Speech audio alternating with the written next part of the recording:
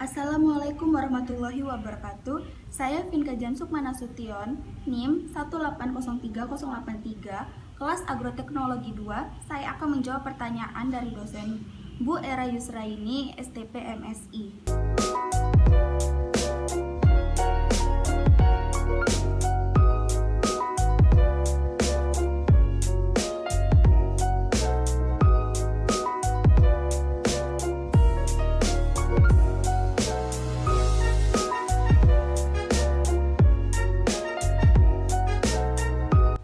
Kakao merupakan salah satu komoditas andalan Indonesia.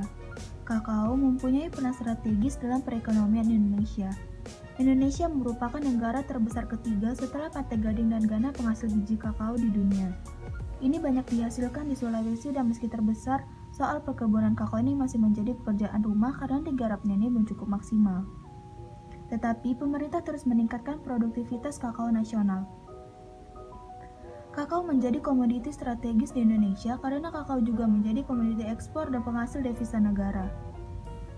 Menteri Perindustrian Erlangga Hartarto mengatakan pada tahun 2018, komoditas ini sekitar 85%-nya dari total produksi diekspor atau setara 328.329 ton.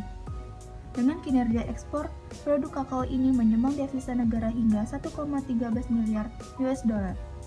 Sedangkan produk kakao olahan yang dipasarkan di dalam negeri sebesar 58.341 ton, 15%.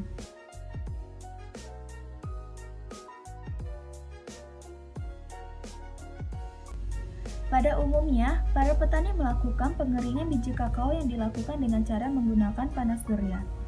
Pada proses pengeringan dengan penjemuran biji kakao, dihamparkan di alas tertentu. Metode ini sangat tergantung pada cuaca ataupun panas surya. Petani membutuhkan maksimum 7 hari pada cuaca cerah untuk menghasilkan biji yang kering. Sebanyak 90% biji kakao di Indonesia tidak dilakukan fermentasi.